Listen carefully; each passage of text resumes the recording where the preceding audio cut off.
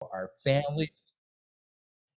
Yes, recording in progress. Thanks, Bo. And most importantly, how we can share this information with our clients and so forth. Not only can we affect, our family and whatever that is, but just think of all the amount of people that we can affect and that ripple effect going forward with information like this. So this will be fun. This will be informative, and what you put into it, you get out of it. So first of all, I give you permission to use the chat box there. Sometimes we feel like we need permission. Go use it. I want to know where everyone's dialing in from. Marv's on the East Coast, Bo's on the West Coast. I'm kind of somewhere in the middle. Love to see where everyone's coming from.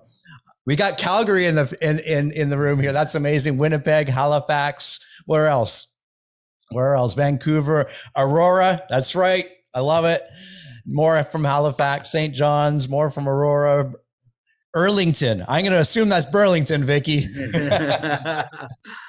All good. And while Poco, I got you, Porcoquet. Yeah, we got Montreal too. We've got Oakville, Montreal, London, Vancouver, Newmarket.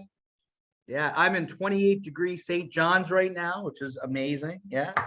Fantastic. So we put out the information for, why wealth building is important. And I'd love to see in the comments here, Marvin, I'm sure you would too, what people want to get out of today's session. We're going to talk about, why it's important, and down to the fact on how to analyze some investment properties. We're going to talk about, who that can affect and why we should be doing it. But I'd love to hear and read some of the comments of what you want to get out of today's session too, so we can make sure we cover it. And yeah, Marv's superpowers, we'll certainly go over that. I'm sure we will, whether he wants to or not. Very, very good. Very, very good. So,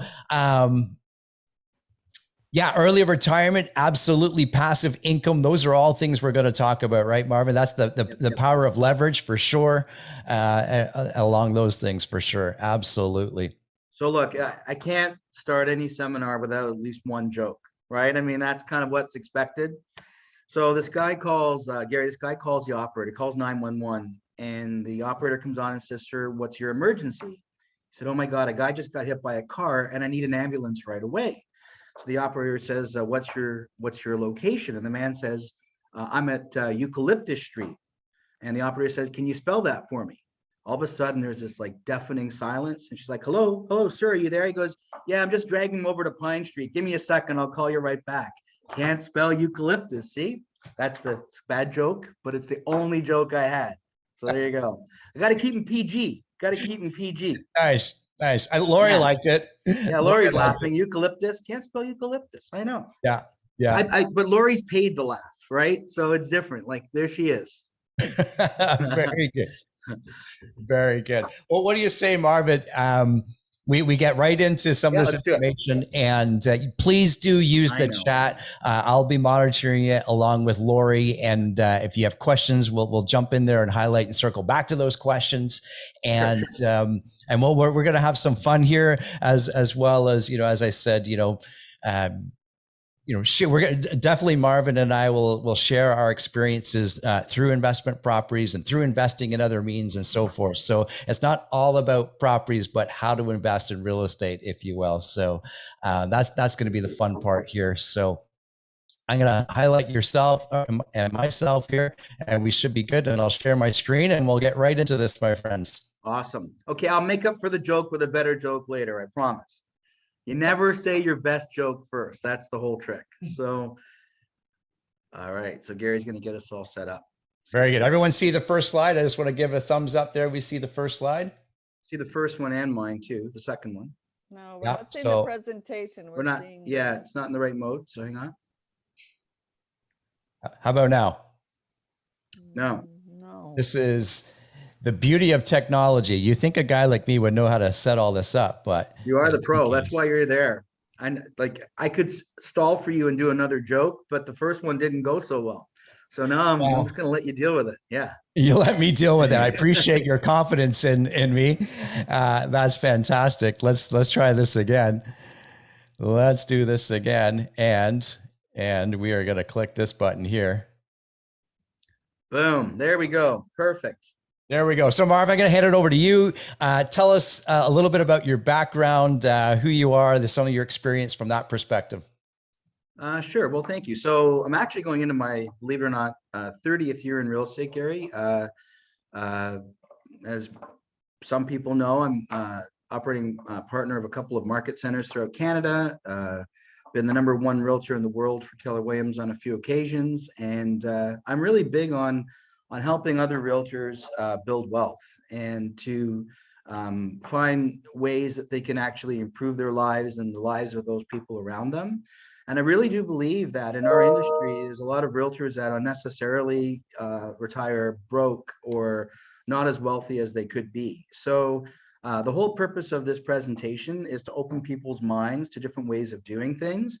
I've been fortunate enough to create a very healthy retirement, and I want to just share with others exactly the roadmap to how to do that.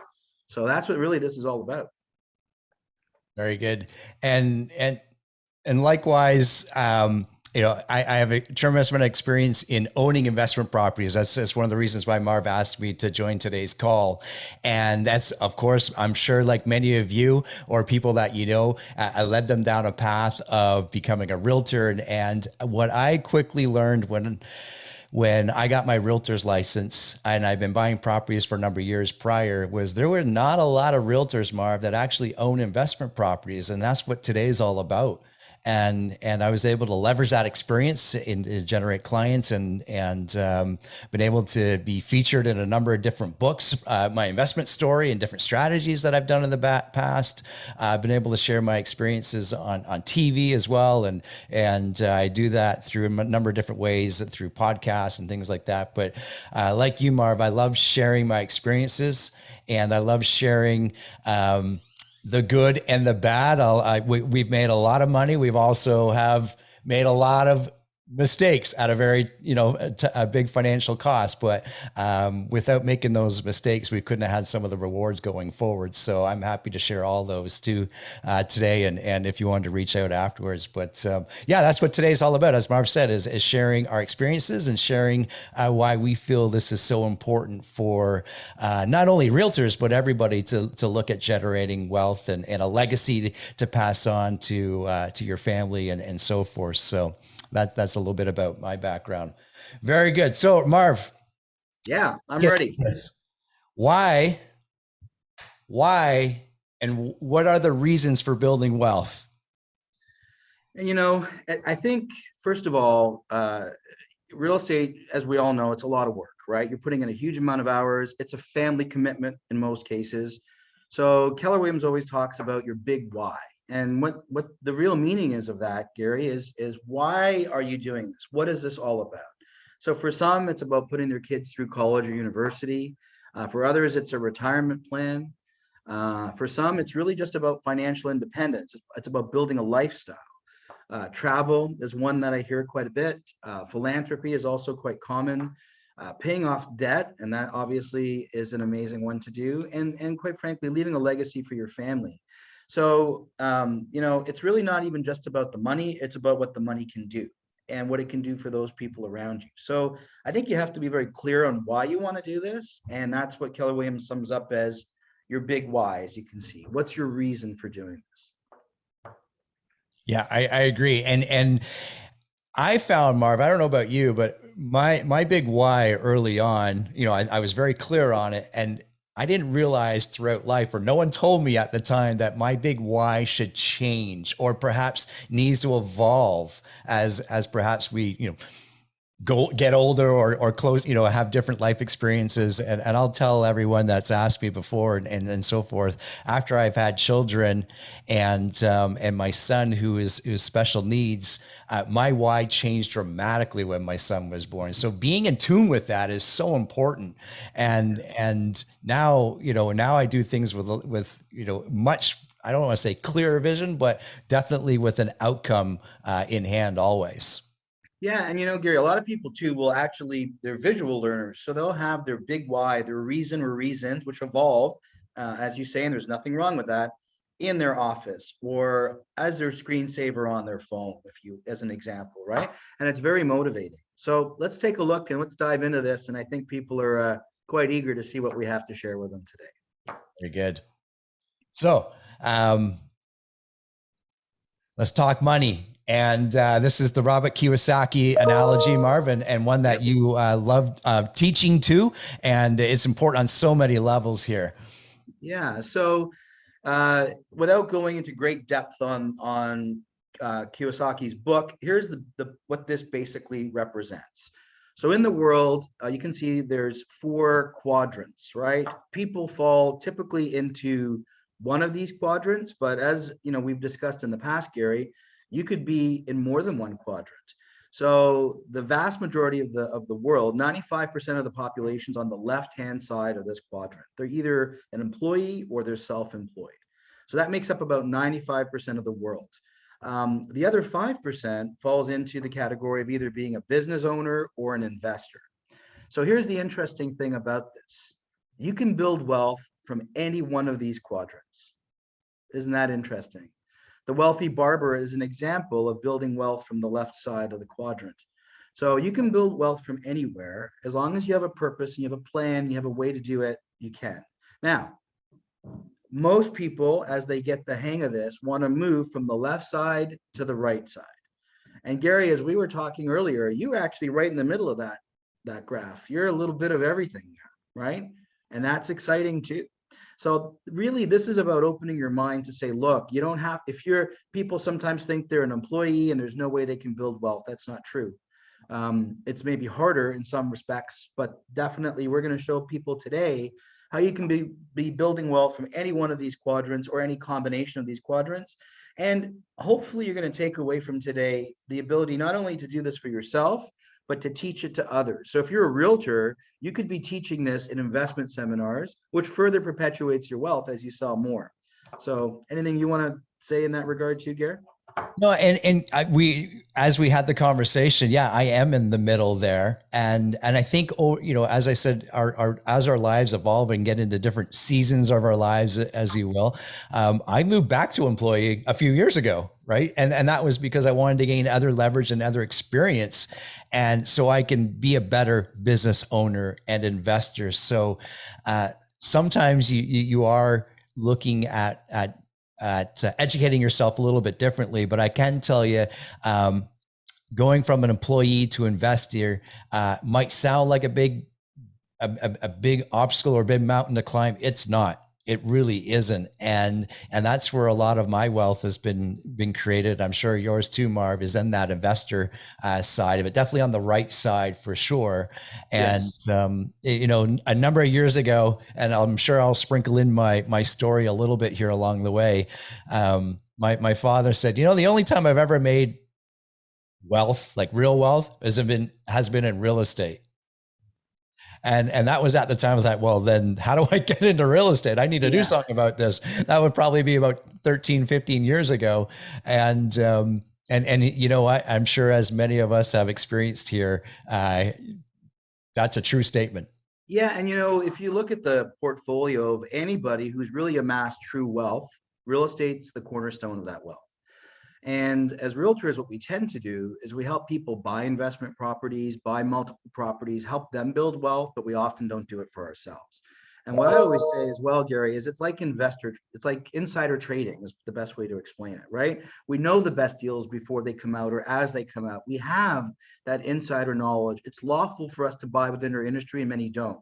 So for me, like in about 20 years, I don't know the exact number, but I would say I've probably accumulated around 35 million in real estate, something like that. So yeah, I mean, and we'll talk about how and all those things. So why don't we move on to the next slide? Yeah, perfect. So the next one is the myths of real estate investing. And yeah, it's a good point, isn't it? Yeah, it's hard to say. It sounds like we're lisping a little bit, doesn't it? The myths. Yeah. Let's take a look at what they are. So it takes money to make money. It's true to a degree, actually, but it's a bit more of a myth than it is a reality. There's ways around that, right? Another one is you can save your way to wealth. Absolutely not. You cannot save your way to wealth. And I want to emphasize that. It used to be, and I totally get it. People would immigrate come to Canada, mortgage rates were 12 and 13%. The mentality was bestowed upon their kids to pay off your mortgage, pay down, save your money. Those days are gone. You cannot save your way to wealth. Let's take a look at the next one. Real estate's a get-rich-quick scheme. It actually is not. It's a get-rich-slow scheme, but it works. It's definitely a get-rich-slow scheme. It takes patience, it takes a system, and we're going to share both of those with you today. It's not the right time. Man, reflect on what's happened in the real estate market. When is the right time? How do you actually know when the right time is, right? When things were at a peak, supposedly in 2017, who would have thought that you'd surpass that peak in COVID? And now that we're at that peak, people say, well, maybe it's not the right time. Well, how do you know what's next, right? There's a great deal in every market, and the right time to start is now. If you haven't started, well, the right time to start was probably 10 years ago. The second best time to start, Gary, is right now. Yeah, exactly. The next myth would Next be week, come right up. Okay, it's too complicated. It can be complicated, but we're going to make it really simple today. Really simple. It's too risky. Look, everything we're going to talk about is going to deal with a calculated risk. It's not going to be, we're not risk takers. This is not about that at all. It will not be risky, especially for the people that have real estate knowledge. It will not be risky. It's too much work fixing, maintaining properties and so on. There can be that involved, but what we're going to talk about today, I think we're going to dispel that myth as well. Tenants just wreck the property. Well, it can sometimes happen, but I have a belief that the caliber of the tenant is directly proportionate to the caliber of the property. So again, there's ways to certainly mitigate that and insure against it for sure. Yeah, absolutely. And circling back to the top one there, Marv, which sometimes is the most obvious. It takes money to make money, or I need money to buy investment properties and so forth. And as we were talking, and you've known my past and how I bought, you know, we've accumulated probably 30 to 40 different properties. And I can stand here and tell you that I don't have that type of money to buy, you know, close to 40 properties by myself. And all the properties that we purchased, we did with partners, with financial partners. And I brought to the table the expertise of the real estate knowledge and leveraged that. So there's other ways to look at it, and there's other ways to generate wealth with the knowledge that you have, right, Marv? Yeah, and I think you raised a good point, because often we underestimate the value of our expertise. I have a friend that actually bought 1/3 of a commercial plaza. Royal Bank was the anchor. There was other major commercial tenants there, and they didn't put in any money. They actually put the owner of the raw land together with the construction company. They took care of the leasing. They managed the deal, and they were 1/3 partners. Can you imagine? Yeah. So there's lots of ways which we're going to talk about that you can get creative and make this happen without having the money initially to do it. It will take money, but there's ways around it, right? Yeah. Absolutely. Absolutely. I invested my other money elsewhere, education and being in different networking groups and things like that. But yeah, there's other ways to look at this for sure. Sure. Let's look at the cash flow side of things here, Marv. A little Mo money. Mo money. I love it. There you go. That was brought to you by Lori Rumley. I bet you can never. Yeah. That's the Wayans brothers. For those of you that are too young, they're awesome. Okay. So here's the basic equation for cash flow is it's salary or income minus expenses gives you whatever disposable income that you require to invest, right? That would be the basic equation. Cash flow. So the idea of maximizing cash flow is you have to learn to control and manage your expenses.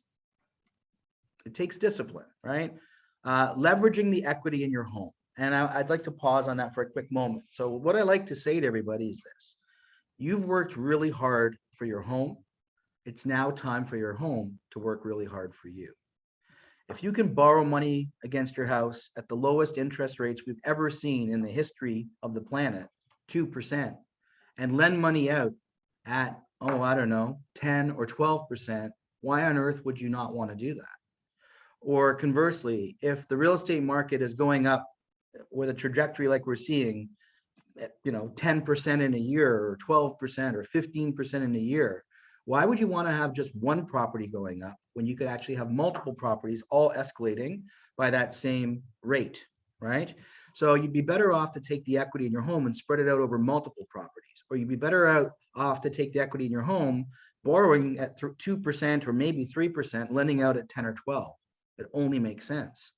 That's the power of leverage, right? That's the power of leverage.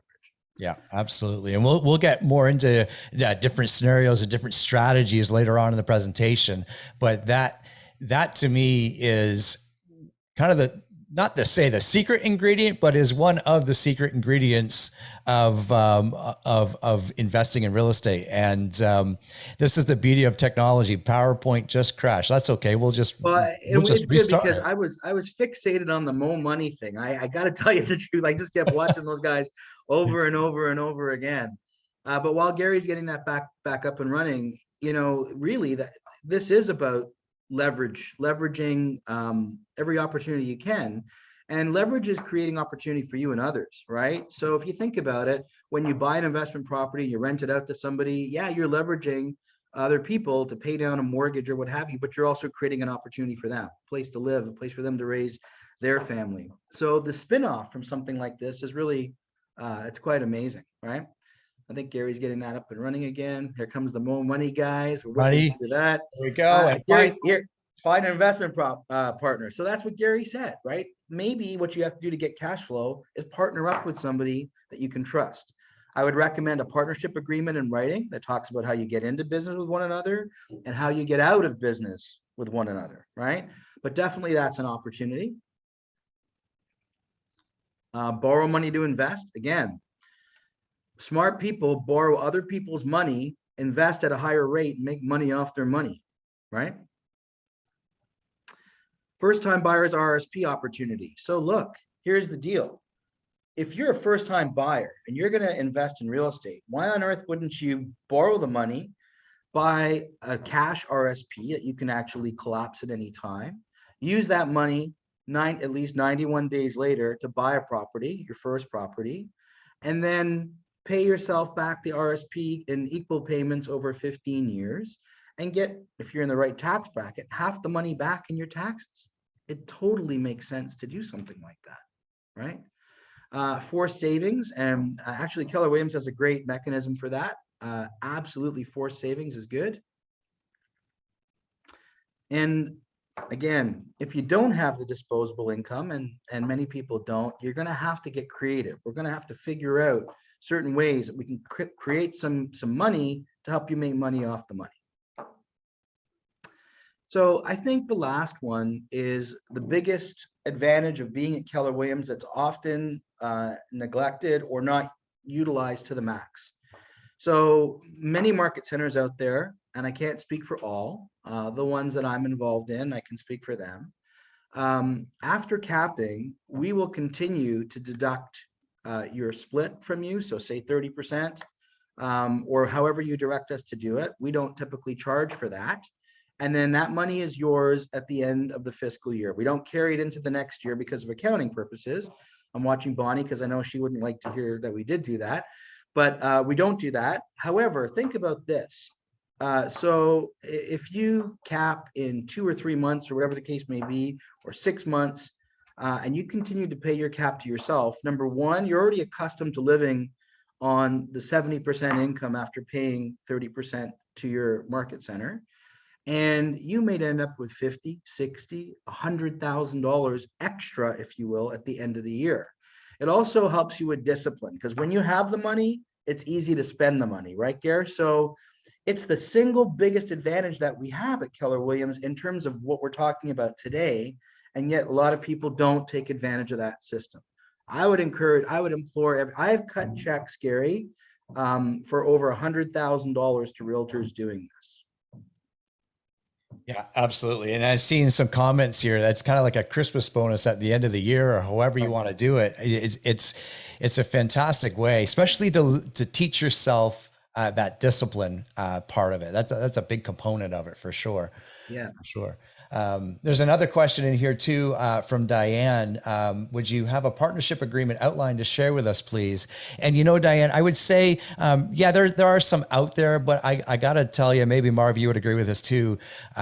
Most partnerships are so unique. While there is some commonality throughout the partnerships and the properties and so forth, it's best to get those done through a lawyer that has that experience of creating a joint venture partnership for a property. And as Marv said, it needs to clearly say what each person is responsible for, whether it's money or duties, if you will.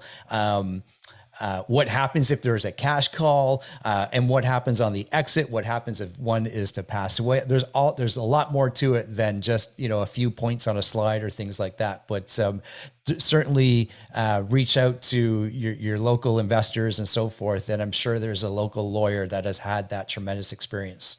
That's what I was going to say. First of all, you hit the nail right on the head, Gary, with that explanation. Every situation is a little unique. I have a great lawyer in Ottawa for this. He does an amazing job of drafting agreements, just like the ones we're speaking of. And of course, it's not singular to him. There's lots of other great realtors that have experience with that. It doesn't have to be a 100-page document.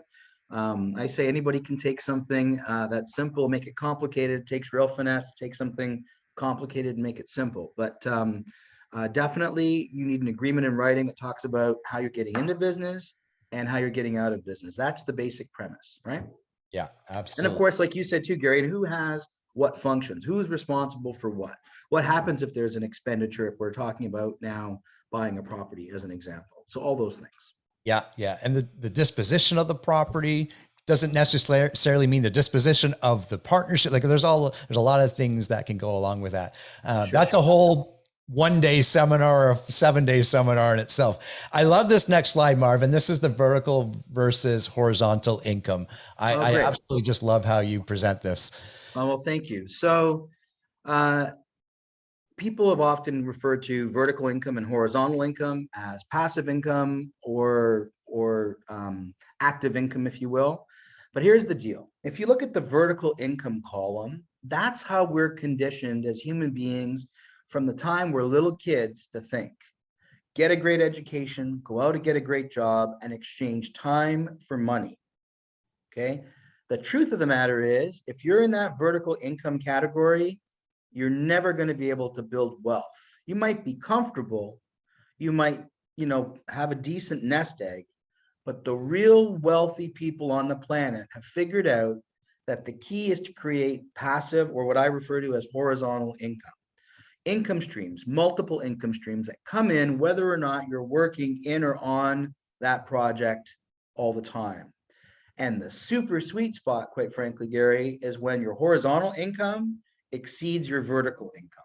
So just think about how much money you make right now, whether it's as a realtor or whatever you do for a living. And now pause for a moment and imagine that your horizontal income, through leveraged opportunities that we're going to show you in a few moments, actually equaled or exceeded your vertical income. Because what ends up happening is it makes the vertical income process that much more exciting for you, because there's a bigger end game, a bigger purpose to it. So if you look at the vertical income on the slide, you'll see the bottom part is kind of shaded in colors. The idea is to make enough vertical income so that you can take some of the money, and as the arrow at the bottom shows, invest it into horizontal or passive income opportunities. That's the key. So imagine as a realtor now, a deal is not a deal anymore when they're thinking, okay, I'm going to do this deal. I'm going to take this portion of that deal and put it towards my nest egg that's going to go into my horizontal income opportunities. And then one perpetuates the other, because as you start having all this extra cash flow come in through horizontal income, you don't have commission breath anymore, right? Because you're holding the stick a little looser, right? Because you have the comfort of those horizontal income opportunities. So one makes the other get better, and so on and so on. So I love this too, because I really think it helps people understand it on a different level. Yeah, I think, well, I know our whole society, education system, call it what you will, we're taught to think in that vertical income stream, right, Marv? And right, exactly it. And it's sometimes, relearning or getting rid of those, we'll call them, for lack of a better term, bad habits, if you will, and thinking like this, and thinking not not on that one lane. This is how I'm going to get there. There needs to be, or that classic tabletop, right? A table is as strong as its four legs. The moment you start taking legs or income streams away, think about that as from your wealth or your legacy or your bank account even, right? Yeah, I think that's really well said. And again, 99% of the planet might be in that vertical income equation. So you're going to have to recondition your thinking, right? If you're going to think like everyone else, you're going to have the same outcome as everyone else. So you have to think differently, bigger, out of the box. I often refer to this as the Matrix, breaking out, right? Just like the movie The Matrix. That's what this is. A plan to have you break banks, pigeonhole you into that vertical income stream. The educational society does, your parents, without meaning anything poorly, but that's how they've been trained. That's how they've been brought up, to have you in that box. That's the comfort. But is it really? Yeah. I don't think so, right? So Exactly. anyway, that's vertical versus horizontal income. Good stuff. Okay, moving on to key strategy to building wealth. And of course, it's all about leverage here, Marvin. And the first piece of that is our cash flow. Right. So you're going to have to either leverage the money in your pocket or the money in your home in terms of equity in order to invest, or get creative as we talked about, right? So it does take some money, obviously, to start. How you get that money, you're going to have to figure that part out. But I implore you, if you have a house with equity, all day long, I would be getting a secured line of credit. And I would be using that money towards, as I said, having multiple properties escalate or other investment opportunities that we're going to talk about. It's silly to pay down something at 2 or 3% where that money could be making you 10 or 12 or more, right? It doesn't make sense. In fact, some of the wealthiest people in the world still have mortgages on their homes because they know it doesn't make sense to pay them off, right? Weren't we just talking about that the other day too, I think? Absolutely. I mean, with the cost of money being where it is, as you said, so cheap and comparative, they're leveraging that into other streams of income and other forms of wealth. And I had a mentor, I mentioned this to you the other day. I had a mentor once say to me, it's not the cost of money. It should never be about the cost of money. It's the access of the money, or the access to the money. And that just kind of changed my thinking on it, right? Especially when we're talking, and as we're alluding to it. So we'll be talking about, for instance, second mortgages and things like that. And as Marv explained earlier, if you can borrow at 2% and lend at 10, right? There's a spread there. And guess who gets that spread? Right. You, the investor, does, right? And it's what you can do with that, the access of that money as well, and being smart with it, obviously. And that's, going to sessions like this and reading other books and talking to other investors so you can learn what else to do with it. Actually, and you just said something that's great as well, Gary. And I commend everybody for being on the session today and devoting an hour and a half to this, because we really do think it could change your lives, right? And for those around you.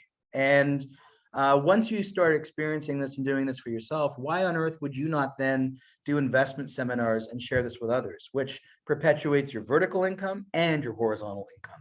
So I think,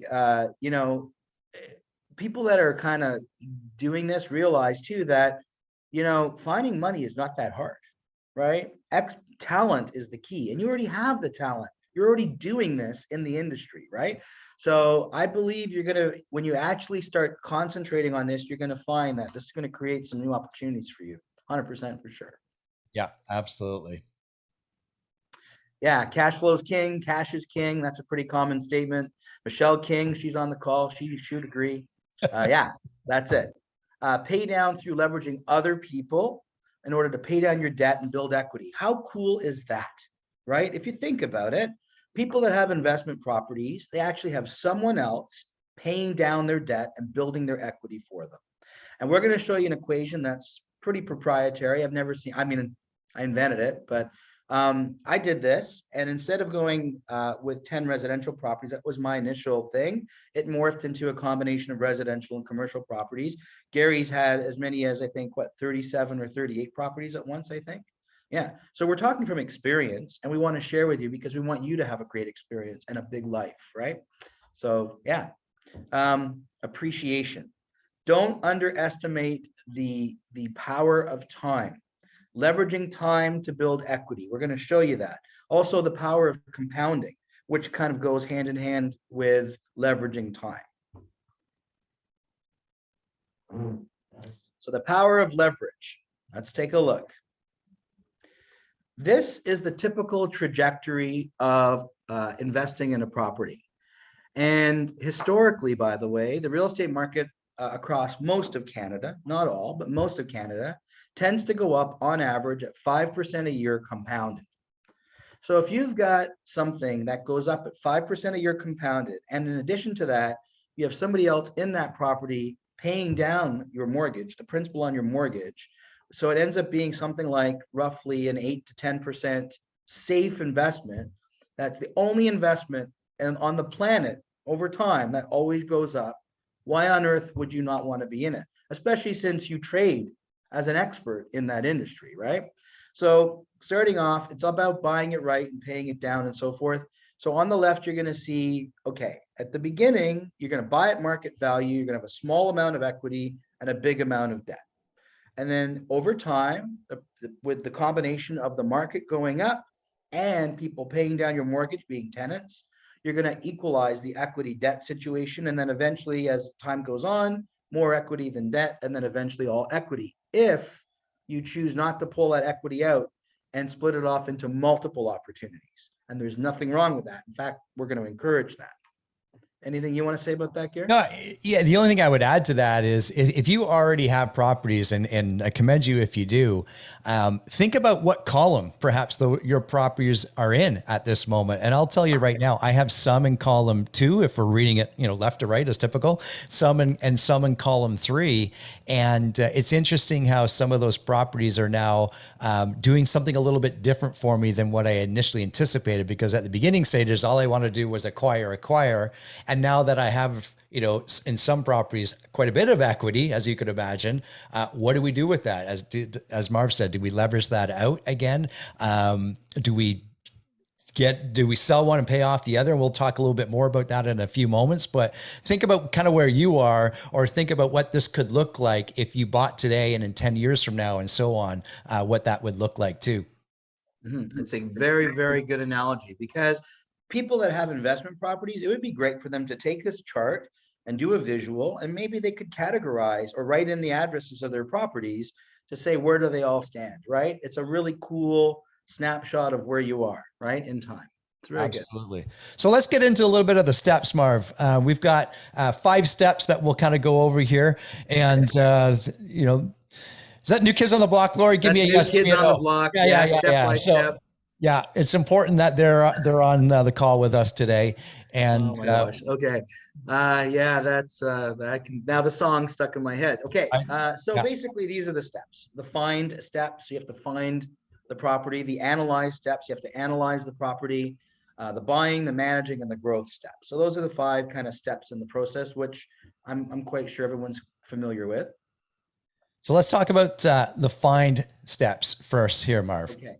And by the way, some of these things will seem a little bit rudimentary to you if you're a realtor. However, they're not rudimentary to others that you'd be teaching this to. So if you're running an investment seminar and you're mimicking some of the things you're seeing here today, which we give you full permission to do, they're going to have people on the edge of their seats, right, listening to this. So basically, here's the problem for most people. They don't take the time to set a criteria, Gary, for what they're looking for. So you need to create your personal investment criteria. What is it that's tolerable for you? What's not? So that's step 1. Step 2 is you need to create your property criteria, like in terms of age, location, condition, all of those things. So now you have your personal investment criteria, your property criteria, and then you start to prospect for property that falls within your personal investment criteria and the property criteria. And it probably says it next, but stick to it. That's what you need to do, right? So let's take a look at your personal investment criteria. So we're going to break that down quickly for you. So again, location, property type, what investment ratios are you comfortable with? What's the condition of the property? Do you care about where it is in terms of relation to features and amenities around you, right? These are things that you have to predetermine so that you have a clear path as you're going through the acquisition process. Yeah, the economics is a big piece there. I remember when I first started buying properties, I couldn't care less about the local economics or the Canadian economics or the GDP or this and that. And I was quickly taught how important that is, how important the oil industry is in Alberta to, say, the Ontario real estate market. Like it's things like that, because it's understanding, our business is moving there or moving away from there. That can certainly determine not only the value, but the type of tenant and your future value of a property. So don't just skim over the economic landslide, if you will, of that area that you're looking to invest in, for sure.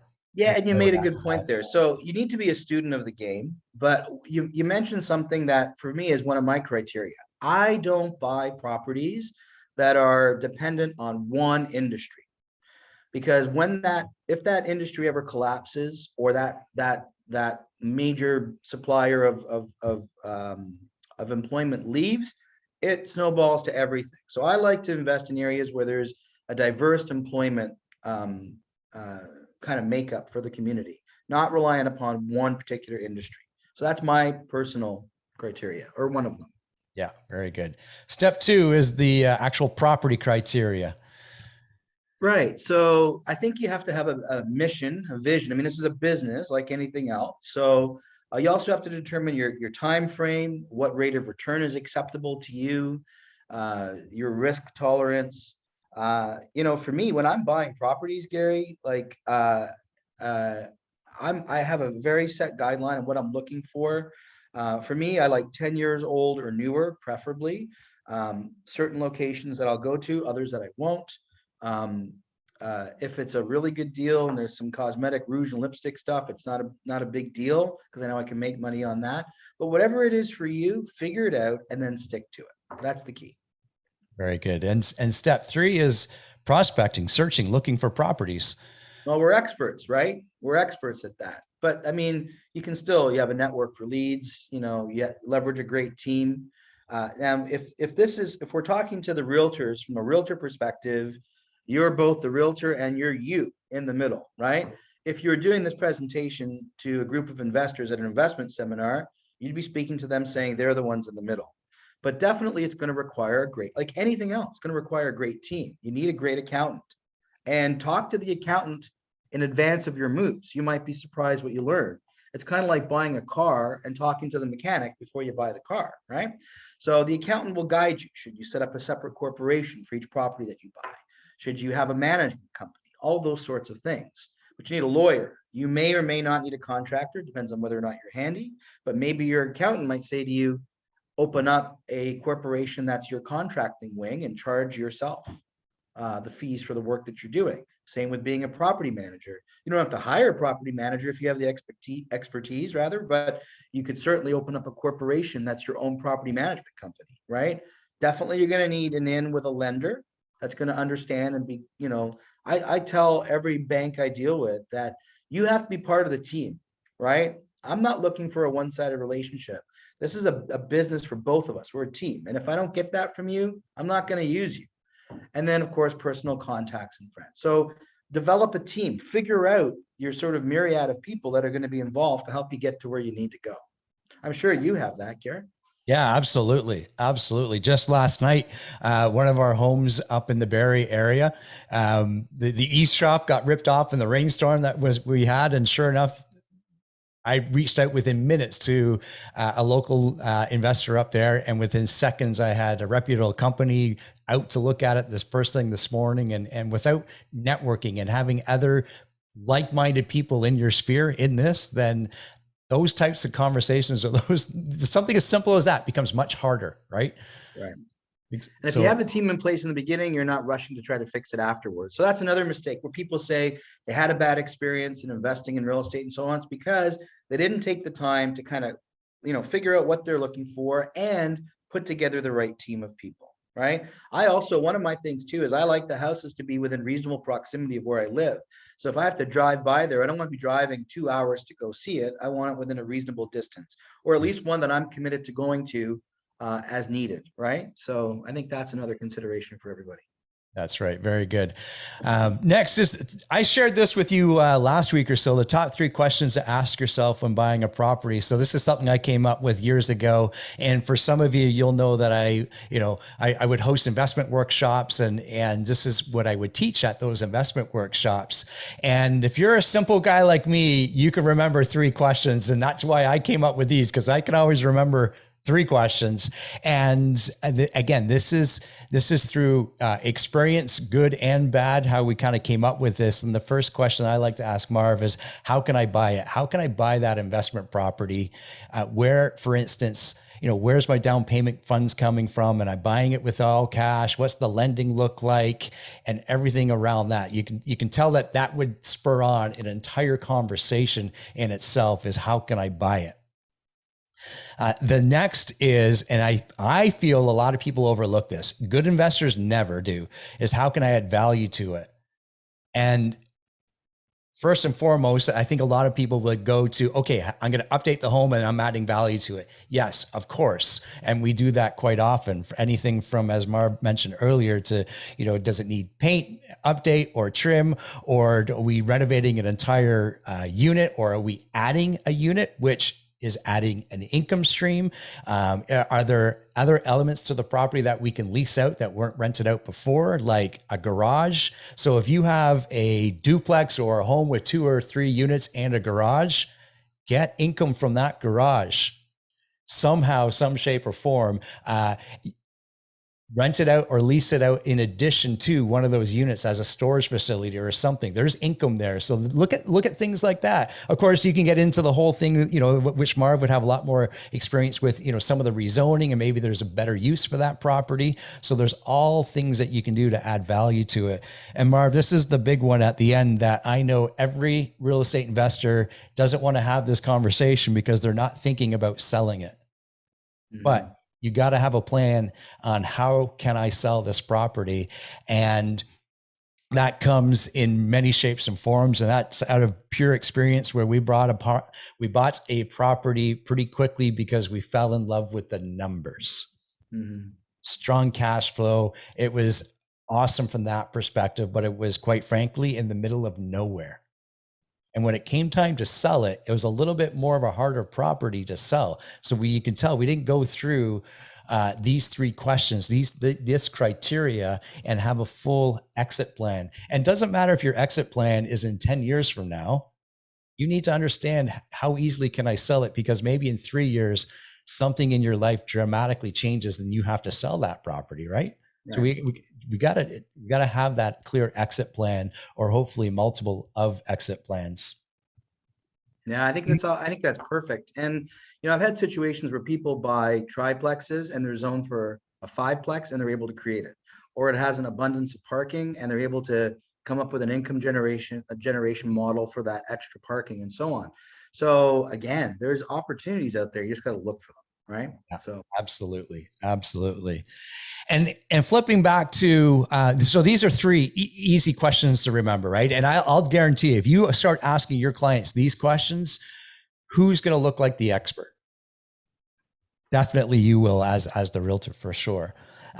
Okay, carrying on with the analyzing the steps. And this is really, really, really important. And we'll dig deep on this in just a moment, but you've got to be able to understand the numbers right here, Marv. Mm-hmm. And calculate the expenses. That's correct. And analyze the property. Right. Yeah. So, you know what? We do this intuitively anyways as realtors. And again, the beauty of this is that you're going to be able to provide this service to your clients when you're using this as part of your presentation in an investment seminar, should you wish to do that, right? So a lot of this stuff already, but you need to take the time to calculate the numbers and analyze the property and understand what we're dealing with, right? Absolutely. This leads us right into the property performance, Marv. You want to set it up and I'll take it from there. Or what do you think? Yeah, I'd like to do that. So the other day, Gary showed me something and I loved it. And I'll tell you why I loved it so much. It's something that Gary came up with. And he's going to be kind enough, I think, to share the link with everybody who's on this call. So what happens when people analyze a property is they always look at it, in my opinion, with blinders on. They don't understand the power of compounding and leverage. So they often just look at cap rate, or they'll often just look at, does the rent that I get from a tenant carry the cost of the mortgage? Or how much do I have to put in per month? Oh no, I won't touch it, that kind of thing. But for the first time ever, I saw Gary's calculator. He showed it to me and I was like, I think it's absolutely brilliant, because it really changes the way that everyone is going to think. It's going to change the way your investors are going to think. And Gary's taken the lead on this and actually came up with it's very simple, and it's going to change the way people invest in real estate, because they're going to realize it's not as simple as a cap rate, and it's not as simple as, does this carry by the tenant income, or what's the minimal shortfall, if any, right? Or is there a positive cash flow? There's amazing properties out there that are getting missed because they're not following this principle. So why don't you take it away, Gary, and show them what you came up with? I think it's brilliant. Perfect. Thanks for that. And many of you may have seen this, a similar spreadsheet before. I got my hands on this approximately 15 years ago and have tweaked it to my liking and to how we analyze properties. And you'll be able to get access to this. And I'm just going to go through it. And then, as Marv said, I'll spend some time explaining the outcome, or perhaps a different perspective on how to look at this. And I'll show you how to use the spreadsheet. And once you understand it, it can take you 3-5 minutes, if you will, to kind of do that high level view of, is this a good property or not from a financial standpoint, or to analyze it. So every yellow cell that you see here, you have the opportunity to change the value on. And the first one here is a 5-year term. And I always analyze properties at least starting with 5 years, because that does a couple of things. That allows the property to create appreciation. And as Marv said earlier, appreciation is not only our best friend, but we need time for appreciation to occur. And that's typical of the mortgages that I'm taking as well. The term of the mortgage is typically 5 years.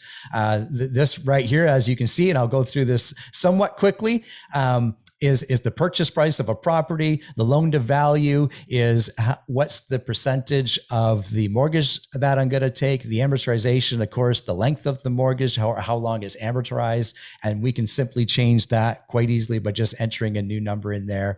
And this is what I love. From an investment standpoint, on how much money or capital is required to close on that property, it calculates that all right here. And I'm going to run through that really quickly. So we know our down payment is $150 if our purchase price is $750. If you are in Ontario, outside of the Toronto location, it will calculate your land transfer for you. If you're outside of Ontario and you know Excel, you can put that in there, or just go to your local land transfer tax calculator website, and you can manually put that number in there. Legal cost, you can add all that in there. We always add our legal cost in there. A reserve fund, what that is for us is a rainy day fund. So I just mentioned we had eavesdrop issues at one of our properties. We calculate a reserve fund into each of our properties, and we do so by calculating, we typically times our total monthly income by 2. Now, some properties you might need a lot more, some properties might need a lot less, but that's in there, or you need access to that money. Secondly, inspections and appraisals on the purchase price, or sorry, on the purchase of the property, renovations. And then for today's example, I kept something really simple in here, just as $10,000. Perhaps I'm painting and updating the property from that perspective. And then if you had some other costs, you could put that in here, and you can see automatically it adds up to $181,000. That's what I'm going to require to close on that property. Right? That took me literally seconds to plug in. And now I have a clear picture of what that property looks like from closing. Now, let's talk about the monthly income, if you will. Now, you might see a lot of red on this. And when you're looking at accounting or balance sheets, red is never a good thing, but we're going to circle back to that, right? We're going to circle back to that. In this first column, I'm going to put the interest rate of the mortgage. In the background of the Excel sheet, there is a mortgage calculator all filling it out for us, and it calculates that properly.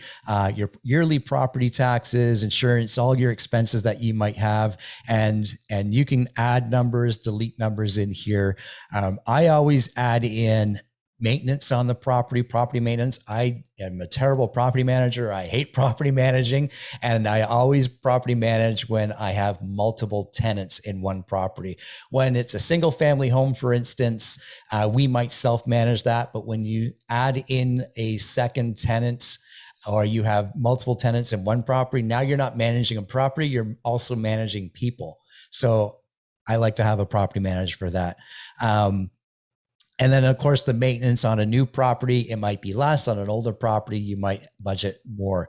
But as you can see, it has my monthly income here, and it also works out the 5-year numbers. And I'm going to circle back to these numbers, as I just said. So for me to hold and own this property today and take care of all my expenses with an income of $3,500, you'll see that I have to further invest, we'll call it another $518 into that property. Per month. Again, I'm going to come back to that, Marv. You make sure I come back to that, because that's an important element here, and I want to have a conversation around that. The next thing I want to know is, what does this look like from a return perspective in 5 years? So let's look at this next section. And this section right here, we've already decided in this area where I have purchased this home or are looking to purchase this home, I can expect an appreciation value of 5%. Marv mentioned that earlier. That's a good number to run with. And if you wanted to be really conservative, you can pull that back a bit. I caution you, don't be overly aggressive, right? Because we don't want to overpromise something that we can't stand behind. The after repair value is an important number to put in here. And what that means is we purchased this property, if you recall, at $750,000, or that's the projected purchase price. We did $10,000 worth of renovations. So I'm going to add that to the after repair value. Now you might think to yourself, and I certainly am, and I know Marvin, I'm sure many others, if I put $10,000 into a property, I want a higher return on that, maybe double or even triple, meaning that 10,000 should turn into 770 or 780 or even more. But for today's example, we'll leave it at 760. Our 5-year value, based on the 5-year appreciation, we know it goes up to $969,000. And I'm assuming that I'm selling the property so I can figure out a true valuation and true ROI on the property.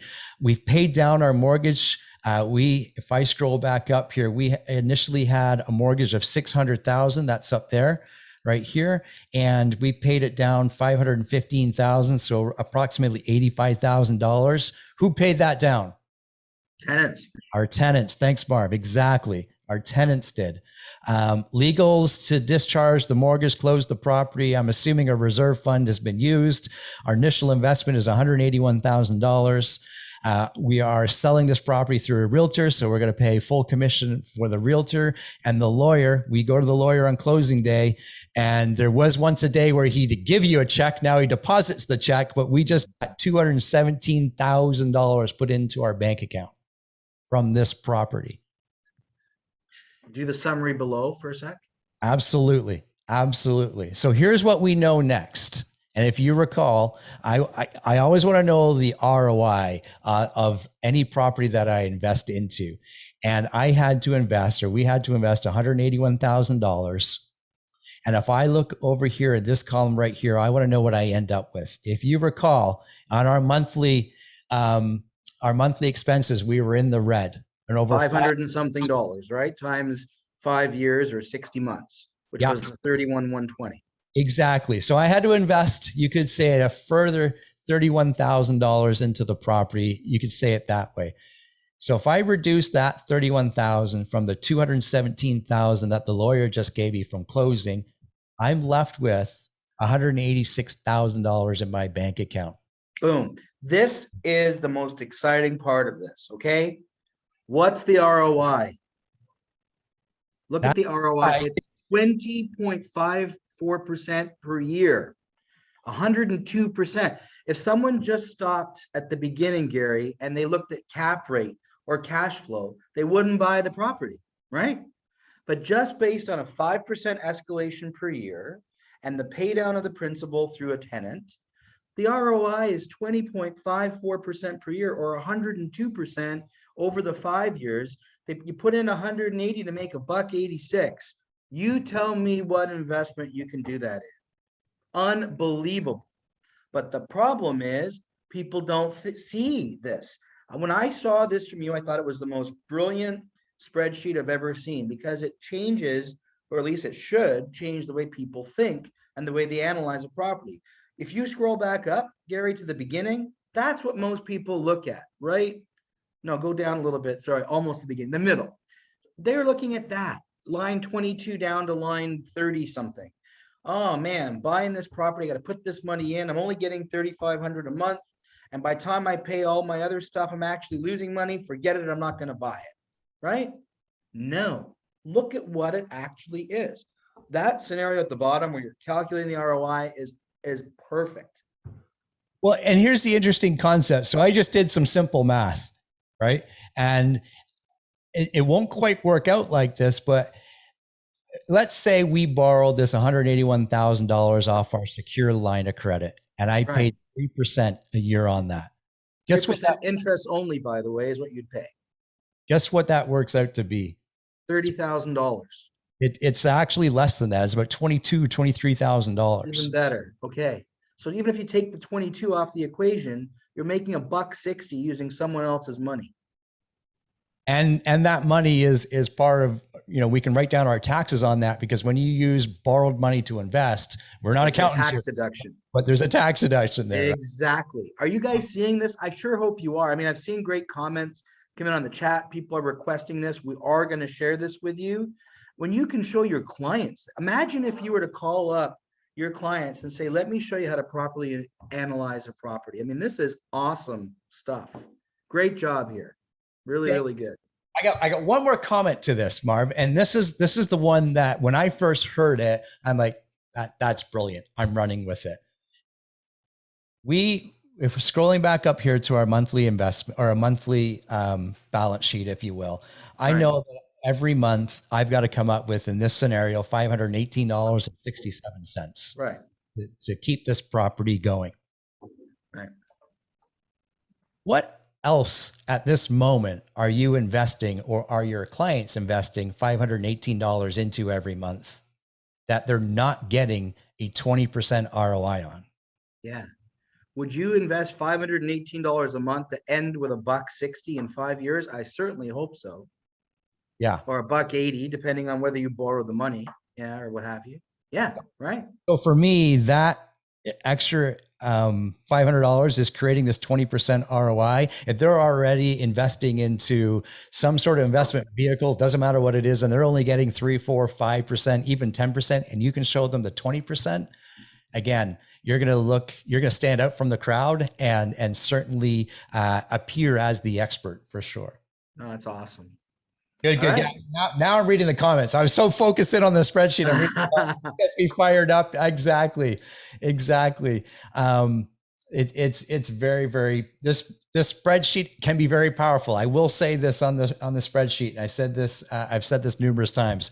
I love spreadsheets because they're so versatile and you can get the numbers quickly. What I also hate about spreadsheets is they're so versatile. You can input any number. So be careful of the information that you give it, and don't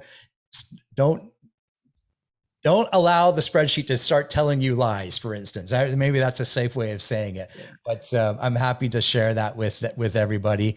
And I'll put the link here in the chat. I got it in the presentation as well. So let me bring that up. So why don't you do that? That would be good to share with them. And what I would say to everybody too, it's pretty cool because I don't know of any other real estate company where they would share their secrets like this. Things are typically close to their chest. So I think that's one of the really cool things about what we do at Keller Williams is we actually share to help everybody do better, right? So that's pretty cool. Yeah, so take a snapshot of that. Maybe Bo, you can quickly copy that, GaryAMcGowan.com/performa. We can put that in the chat group there, or Lori. But use that spreadsheet, educate yourself, educate your clients, and make it, make the spreadsheet better. I mean, that's all I can ask, is make it better, make it local to where you are buying. One of the comments in there, Marv, I saw earlier about land transfer. There is no land transfer taxes in Alberta. So there you go. Sheila wrote that. Yeah. Awesome. Right. I mean, that's pretty awesome. Okay. Very- Let's go on to the next one, because we want to keep this on track if we can. There's such good stuff here. So the buy steps, obviously arrange financing is part of it. Write and present the offer. This is basic stuff for you, your realtors, close the purchase, but that's what you would be presenting to somebody if this was in presentation format. The managed steps, of course, we're going to find great tenants. And as we said before, typically speaking, the caliber of the tenant is directly proportionate to the caliber of the property. And going by Gary's example, so even if you had to get tenants out and then spend another $5,000 or $10,000 in repainting and doing flooring, all that stuff, so what? It's still, maybe it changes a 20.5% rate of return ROI into maybe 18%. Show me where you're going to get 18% out there, anywhere, right? And of course, run it like a business. That's what we're really emphasizing here. It's a business, and it's a big business, right? And remember, the cornerstone of everyone's wealth pretty much is real estate. And we have that insider trading ability. The growth steps, yeah, manage to your goals for sure.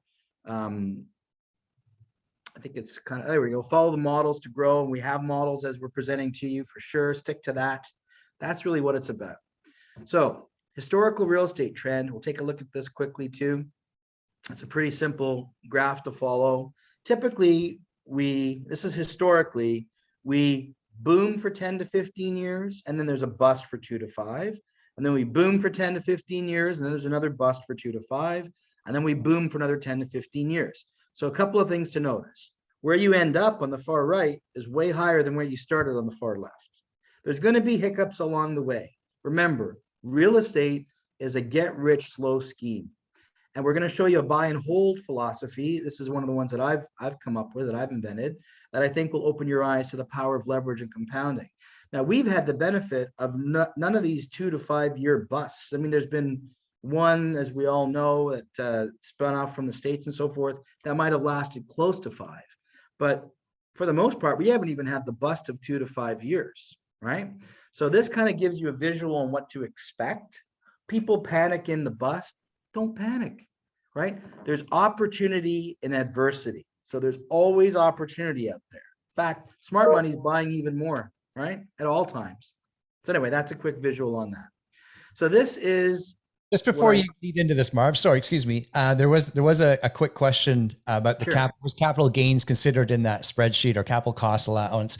No, the simple answer is no, because everyone's going to have a different experience in tax, what they can write off and things like that. But if, again, make it better, make it specific to yourself, and you can add that in.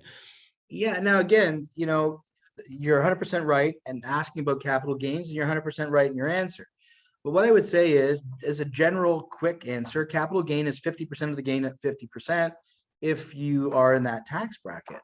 However, man, I'll pay $1 million tax a year if it's going to make me 10 million or 5 million or whatever the number is. So paying tax is a sign that you're actually being successful. Mitigating tax lawfully is obviously an important part of it. You have your accountant as part of this, but so you got to be prepared to pay tax, because you're going to pay it, but that means you're going to make a multiple of that. Let's take a look at this.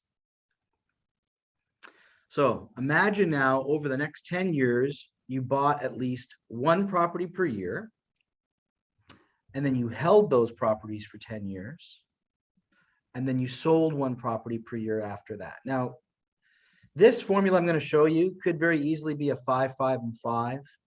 Buy 5 over the next 5 years, keep them for 5 years, sell one a year for 5 years. It depends on a lot of things. And a big one is your age. So let's go to the next chart and I'll walk you through it.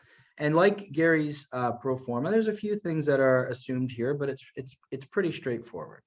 So I started in 2020 to make the numbers run smoothly. So imagine in 2020, you bought an investment property for $500,000.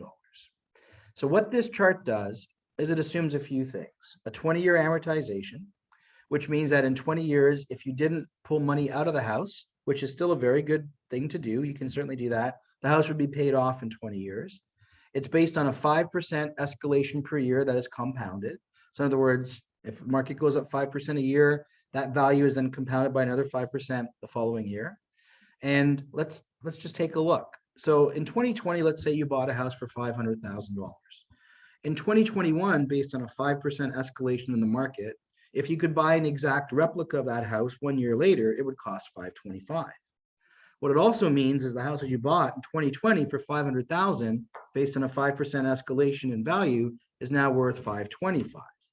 So numbers 1 through 10 on the left-hand side in the buy mode basically shows that if you bought an identical house to the one that you bought for $500,000 in year 2020, and you kept doing that every year, the same house, basically the same type of house, would cost you $775,000, $664,000 by year 2029. It also means that the house that you bought in year 2020 with a 5% compounded escalation will be worth $775,000, $664,000. So the first column shows buying 10 houses, 1 per year over 10 years. The next column shows holding for the next 10-year period. You do nothing. And then the last column shows selling. So the house you bought in 2020, by the year 2040, would be paid off if you didn't refinance it. And it would be worth $1,326,647, just based on 5% escalation per year. Imagine if you were 40 years old in 2020, you're 60 years old in 2040, and you're injecting $1.3 million, today's dollar value, mind you, into your retirement income. What would that look like? And then in 2041, you're injecting another $1.4 million because you're selling the property you bought in 2021 for $525,000, which is now paid off. And in 2042, there's $1,462,000, all the way down to $2 million by the time you're 69 or 70 years old. I mean, this is quite amazing, right? You can actually manage something like this. You could mix your portfolio up and have a combination of residential and commercial investments, which is what I chose to do. I started with residential, then I chose to go to commercial. You might end up with 12 properties. You might end up with 30 properties. Even if you have 5 properties, work out your formula for what's going to work for you. So you may find that, okay, the first one, by the way, is the hardest one to buy. Second one's a little bit difficult too, but it gets progressively easier. You've got $100,000, $107,000 by year 2024, just on the 5% increase compounded in the house. Plus you've had a tenant paying down the principal. So you could say every 5 years, I'm going to pull out 50 or 75 or $100,000 or whatever out of the house to help me buy the next one and the next one and the next one. But look at the power of compounding. It's really amazing. The power of time, the power of leverage, right? So why on earth wouldn't you do this, right? Why on earth would you not do this? Show me a better plan. Invest in the stock market? I don't know. People always need a place to live, and they always need a way to pay for it. That I know. What are you seeing in the chat, Gary? I don't know. I've been kind of focused. I get excited about this, really passionate, right? Well, I love this too, because when we looked at this the other week, we're like, if you're looking at that sell column or the third column there, that equated to about $20 million roughly, right? Right. And the other piece of it too is, as you said, depending on how old you are or where you are financially or other questions or decisions in your life, you might look at this and you might say to yourself, well, I actually only need 3, 4, or 5 properties to reach my retirement goal or my end goal or whatever that looks like. So I think there's so many great ways to look at this, but seeing the value of holding real estate over length of time, for me, I always love looking at this chart because, as I mentioned earlier, maybe some of the properties I've owned now are 12, 13 years with quite a bit of equity in them. And now we're looking at, do we exit some of them? Do we just hold on to them? And once you have equity, I find you have so many more options. And that's because of the time held. Absolutely. And it's very funny because all of a sudden the banks that you chase for money now chase you. You're their best friend pretty quickly, let me tell you. And if you just bought 3 houses, one in 2020, one in 2021, one in 2022, and held them, look at the right side of the equation. You've invested approximately $4.3 million into your retirement. Show me your plan that's better than that. 3 houses, 3. That's it. Imagine 10. So this should be exciting everybody on the call, because they could think, okay, so I take my commission, I cap at KW, I continue to, pay myself. And if I need forced savings, I'll take off my split or whatever amount I tell them, whatever arrangement it may be, and I'm going to do this. I guarantee you it makes going out and showing 12 or 15 or 20 properties and selling a townhouse or whatever you got to sell to get into this game a lot more enjoyable. This is what it's all about. 100%. Well, think about this too, Marvin. You take that 4 million at retirement, for instance, that you just gave an example at, and what if you still wanted to receive some income on that? Mm-hmm. We're gonna get to that, and I bet you the income that you can generate from that $3-4 million is it'll set you up for life for sure. Sure. Invested in something that you don't have to manage if you wish. And even at 7% on $4 million, that's my calculation, is that's $280,000 a year in revenue without touching the $4 million. Yeah. So there's lots of things you can do, but it all starts with a plan, and it starts with a roadmap, and it starts with, some discipline. And this is what we have the ability to do, right? It's pretty cool. Good point, Garrett. Let's go to this slide. I like this slide. All right. So the question is, how do you grow rich? And how do you go bankrupt? And the answer is the same. Ready? Gradually, then suddenly. How do you grow rich, or how do you go bankrupt? Gradually, then suddenly. Very good. Very good. So let's transition. So let's assume we've got that $3 or $4 million, or we have equity in our homes, Marvin. Let's talk about second mortgages, because I know you love this one. I love this one, and it's another way to invest in real estate. And maybe you don't want the headache of the tenants and toilets and all of the things that go along with that. Sure. And there's certainly some tremendous opportunity to invest in second mortgages. So that's incredibly important for sure. 100%. And it's not as scary as people think. So yeah. I like a balanced portfolio that's something like 2/3 real estate, 1/3 mortgages, something like that. Even though the initial rate of return on the mortgage that we're going to show you is going to be higher, what's nice about the real estate is you can borrow against the real estate. You can't borrow against the mortgage that you have out there. So when you have a multiple, again, they always need a place to live. They always need a way to pay for it. And we're the conduit to that. We're providing a service that people are happy to pay for, and we end up doing well as a result. So again, investment criteria. Let's take a look. You need to define what that's going to look like. So what's the most amount of money that I'm prepared to lend on any one, and we're talking second mortgage, on any one second mortgage. So is it 50,000? Is it 75,000? Is it 100,000? You got to figure that part out. With my second mortgage advanced behind the first mortgage, what is the total maximum loan to value that I'm prepared to accept? So for example, when I was starting doing these, and I was in around the $50,000 to $100,000 range for each second mortgage. And with my money in, my formula, which I'll share in a moment, but it's 85% loan to value with my money in.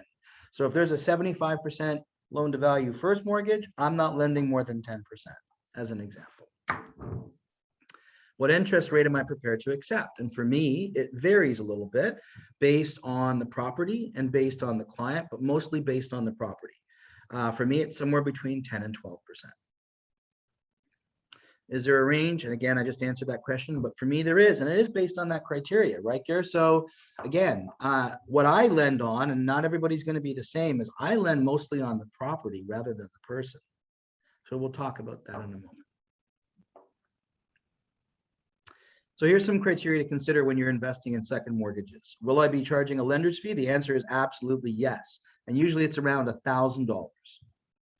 Will I be charging other costs to the borrower? Absolutely yes. In fact, they pay all the costs. They pay your legal fees. All of your associated costs with doing this are borne by the borrower. Who pays legal fees? Let the cat out of the bag. They do. So then you have to ask yourself when you're considering your investment criteria, what do I care the most about? Do I care about credit score? Do I care about loan to value? Or do I care about both? For me, I don't really care that much about credit score because if I love the property, I'm prepared if they don't pay, not that I've ever had to do this or would want to do this, but I'm prepared to take the house. I'm prepared to redeem and pay the first mortgage and take the house. What a bonus that would be from strictly an economic perspective. Obviously, from a humanitarian perspective, no, but I lend mostly on the property. But some people will lend based on credit score or other criteria. It's okay. Just figure out what's right for you, right? Will the mortgages be repayable principal and interest or interest only? They are always interest only. So in other words, if you lend somebody $100,000 at 10%, they're going to pay you $10,000 in interest over the term, over a year, and they're not going to be paying down the principal at all. They're interest only repayments. And the term of the mortgage should always be 1 year. Don't go longer. 1 year renewable on qualification if you choose to do that. So that's kind of a summary of how that all looks. Yeah, I love it. Again, that's just talking about the renewable mortgage. And again, it doesn't have to be renewable, but if someone's paying me and they're paying on time, I'm okay doing that. Yeah. Someone's asking, do you take all the payments at once? And that I do that. In some instances, that's become a common trend. Like I lent money, $150,000 to someone that worked for WestJet 2 years ago in the middle of COVID. How are they going to repay? Well, I don't know.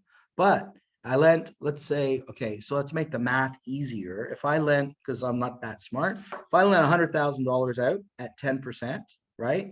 And I wanted the payments up front, I would register the $100,000 against the house as a second mortgage, but only advance $90,000. So in essence, I've received all of the payments already. But so to answer that question, yeah, I often do that too. It depends. It's becoming a more common trend right now to actually take the payments up front and advance the differential between the payments and the amount that's going to be registered on title. Yeah, for sure. And then from a different perspective too, I've been both the lender and the borrower. And I think we all have in some, during our investment career, you should have been both, or you should be both at some point, right? And I think you have too, Marv. I've borrowed money. In fact, here's a neat story real fast. We bought 3 properties from one seller, an investor. He gave us second mortgages on those properties. So he left money into those properties of ETB. And then I went back about a year and a half later and I asked him if he'd be willing to loan me a first mortgage. I was looking for cash to go purchase another property that I could flip. And he actually loaned me, compared to the purchase price, 125% of the purchase price, because I had put out a plan. He understood what I was doing, but more importantly, I already had a track record with him, right, Marv? Yeah, and I've done this too. And you might say, I'll pay you 12% because I know what I'm going to make on the other end, right? So these are all different things you need to consider. You have to think out of the box. And did you make money on that deal, Gary? Sure did. Everybody, and that's the beauty of it. Everyone made money. Everyone made money, right? Yeah, exactly. Very good. Absolutely. So very good. Let's review some of the second mortgage information here. Okay. So what paperwork do you insist on reviewing before committing to fund? So most of these mortgages are going to come your way through a mortgage broker. And it's very important that the mortgage broker understands your criteria for lending. So one thing is going to be a credit bureau. So you need to learn how to read a credit bureau. Pay stubs, a salary letter to confirm their employment. You're going to receive an appraisal report. I'm going to pause on that one. That's very important because your formula for loan to value is going to be only as good as the appraisal report's going to be. So, and by the way, there's a lot of crappy appraisals out there, Gary. So you have to make sure it's a good comprehensive appraisal report. You will also ask for, or you should ask for, a copy of the mortgage application. So when someone's borrowing through a mortgage broker, they're going to fill out an application. You're going to see that. You want to see if there's any registered liens against the property because, of course, liens for CRA or construction liens come before your second mortgage, as does the first. An employment letter to make sure they're currently employed. All the first mortgage information to validate that they're in good standing with their first and how much it actually is. And the last one should not be overlooked. Why do they want the money? So I lent money one time to someone where their combined family income was $32,000 or $35,000. Can you imagine? However, they had a house worth 800 and something thousand. They had a first mortgage of 150 or 175. They had paid a contractor $75,000 to finish their basement. He absconded with the money, didn't do the work. They were pretty basic people in terms of sophistication. And I'm like, and they had excellent credit scores. Yeah, I lent them the 75,000 because I knew that A, the equity position was massive, and B, they had a great history of paying people back. And I don't know how they did it, but they paid it off in less than a year. So pretty amazing. And the other one too, Marvin, we kind of left it off purposely here in a sense. I like pulling title on the property. I want to see what's registered on title, whether it's another construction loan or a CRA loan and so forth, right? Or lien, I should say. 100%. And, you know, you're going to have to develop your own criteria. Like what matters, like Susan just asked a question, what matters to you most? Some people might say, I won't take anybody that has less than 2 years employment. Again, for me, the most important thing is the house. That's all I really, truly care about the most. If I'm seeing a beauty of a property that's got a 65% first mortgage and I'm lending 10 points, I'm good. I'm all good, right? So you're welcome. Okay. All right. Moving into the property criteria, we've got about 4 more slides to go here, and this has been absolutely fantastic. So again, you know, you're going to have to be, yes, the most important thing is the financial criteria, but you need the property criteria to be part of this as well. So what matters to you? What kind of property matters to you? It's not just the person, it's the property. So for me, I do an analysis of the location, the type of property, the other thing too, the value of the property. And the other thing too, Gary, is I make sure that if I'm going to deal with mortgage brokers, they're going to be sending me these things, the age of the property, just like when we're buying properties, that forms part of this. But I want the mortgage brokers to know, don't send me stuff outside of my scope. Here's what this is what I will lend. I get people saying I need 250,000 for this. I'm like, I already told you, this is the range that I'll lend in. This is the rate. This is how it works. If you don't have that, don't send me anything. And yes, the answer is yes, invest in MICs. So a MIC is a mortgage investment corporation that Owen's asking about there, Gary. So there's a pro and con to a mortgage investment corporation. It's a pool of everybody's money where you actually have a percentage of every mortgage this mortgage investment corporation lends out. The advantage is it's there's 3 really. It's very safe because if a property defaults through their analysis, you only have an infinitesimal percentage of that default. The second advantage of it is you don't have to manage anything. It's very easily managed. The third advantage of it is that your money is always out there working for you. There's no downtime between the time someone pays off a private second and you find someone else to reinvest it in. The only thing is you're typically getting between, I'm going to say 6 and 8%, more commonly 7% or slightly less. So it really depends, right? Real estate investment trust, same thing. That's another question that just came up. So a REIT or a real estate investment trust, same thing. So it depends on your appetite, but if you really want, and your timeline, all of those things are considerations, but definitely you should have your money out there working for you.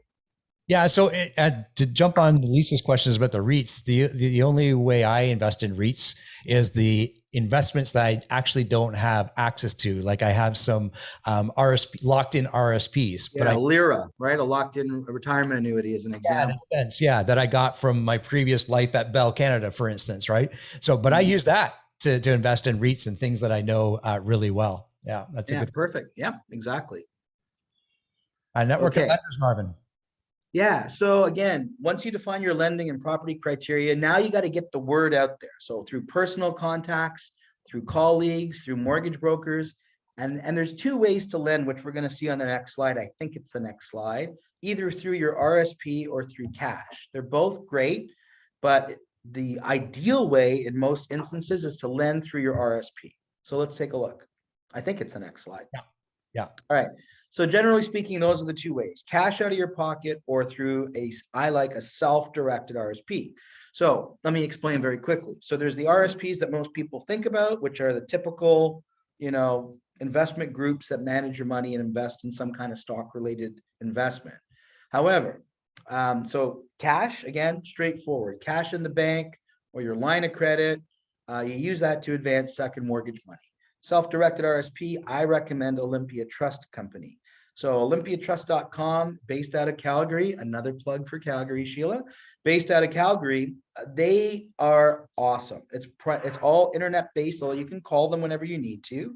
And what you can do is you can invest your money in cash. So Olympia Trust will hold your money in a cash account, and then you can choose how you want to invest the money. And one of the lawful ways is through mortgages, seconds, third mortgages, first, whatever you want.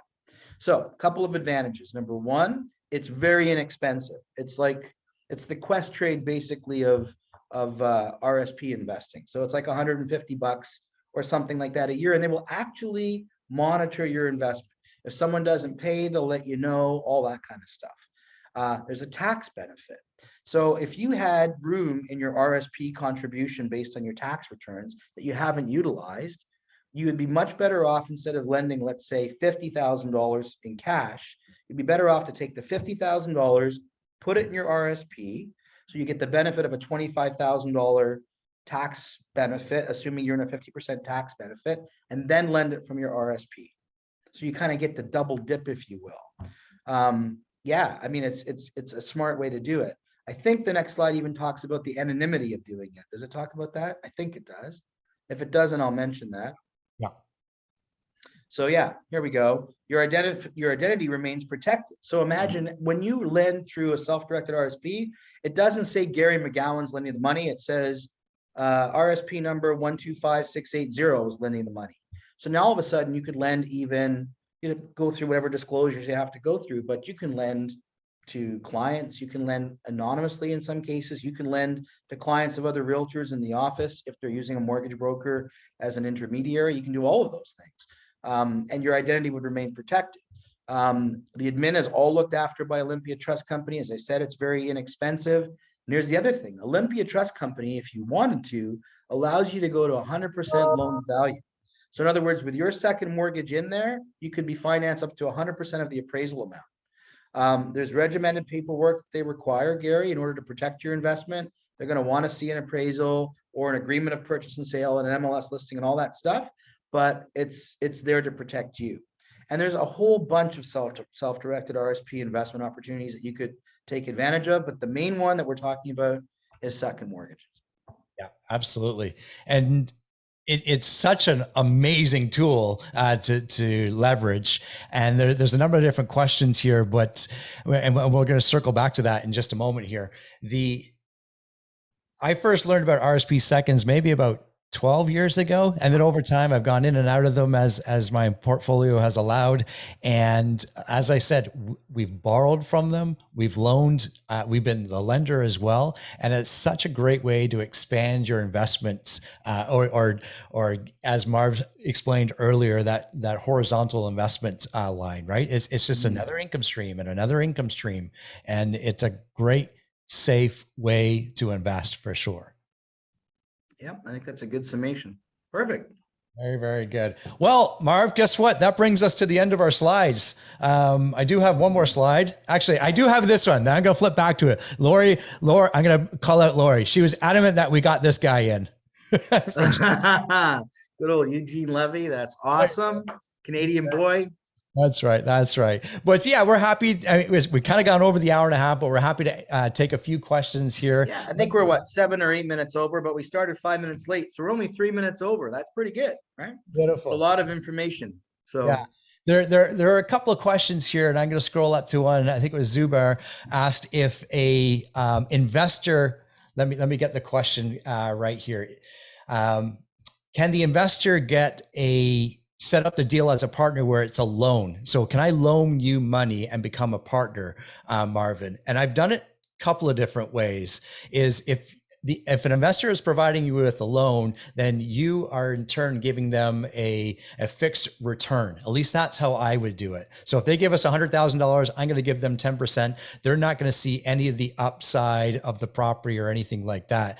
That would be my first way to answer that, Marv. Yeah, I would agree, 100%. And of course, have it all structured. Have a competent lawyer draw it all up and that sort of thing, and have your accountant review it. And of course, that would be a deduction for you as well, right? Yeah, absolutely. Someone else there was asking too about pooling money. And so And I think the question actually it was by pretty quickly up there, but about can you have a holding company or something registered to hold the seconds? You can through an RSP. You cannot. The RSP is personal to you. That's right. Yeah. Yeah. But, you know, I know in BC and of course here in Ontario, we have the personal real estate corporations. You have, Absolutely. you know, a good, strong Prec will have excess of money. And then you would create, at least here in Ontario, a separate investment holdco that you could invest into. And there's other ways around that, but that would be what I would do with that money in there for sure. 100% right. So if you have a Prec, the Prec generally works best if you don't take all the money out, right? So now what do you do with the money? Well, that's an answer for you. So you could have your Prec have a division that actually invests in mortgages and real estate. Pretty cool. Yeah. Here's an interesting question, Marv, from Nancy. If you don't have 5% inflation rate in your area, should you consider investing outside your province? Yeah, I think the answer is yes. Now, it does break the rule of being able to drive by and touch, feel, see the property, but really every decent model will look for a 5% compounded escalation value. So maybe it limits you to BC and Ontario. I don't know, but definitely I would be looking at that. Yeah, you're going to have to get some product knowledge and learn about the area, but if it's a flat market that goes up 5% over 5 years and you do the math on that, it's likely not going to be an equation that you're going to be happy with. Yeah. Yeah. And I have investor colleagues, sorry, that invest in Alberta, and they're right here in Toronto. And they go to the East Coast as well because they like the cash flow. So again, it comes down to your criteria for sure. Another question here, Marvin, from Owen. Does the Prec have to have a separate holding company to invest? No, the Prec can actually invest directly. Although what you're going to probably find as you get further on in this is that you're going to have holdcos, holding companies, sub companies, and there's certain tax advantages by having sort of a myriad of companies and even a management corporation in the midst of it. That's probably a one-day seminar on what to do about that. But it's kind of like the way I look at it is the management corporation becomes essential at a certain point.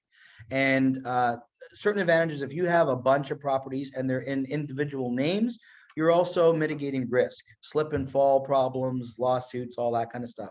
And in my portfolio, where a lot of it's commercial now, that's very important. So I actually have a separate holding company for every commercial property that I own, all managed by my my management corporation. So that's kind of how my setup is put together. And Lori would tell you, we have everything color coded. So all the corresponding data is like our accountant has it. The accountants, because it's plural, lawyers have it. So everybody knows what each corporation does, and they're all separated. So we have a chart that actually we send out, and all of our people know about it. Yeah, very good. Very good. And each province is going to be set up differently from the Personal Real Estate Corporation. We know BC was way out in front, so way to lead the charge. And in Ontario, we kind of dragged our feet. And I apologize for not knowing some of the other provinces, but it is a great way to generate wealth through and utilize the Prec for sure. Absolutely. I think that wraps it up, Marv. This great session. Thank you for everyone for being with us this afternoon. Lots of great questions, and be sure to visit that URL link to get that pro forma. Feel free to reach out to me. I'm happy to help you with it if you run into any difficulties. But thanks again for being with us this morning or this afternoon, depending on where you are. Thanks, guys. That was awesome. Everybody. That was really awesome. Thanks, guys. We appreciate everyone's time. Thanks, everybody. Thank you. Good job. Thank you, guys. Great job. See you, Marvin.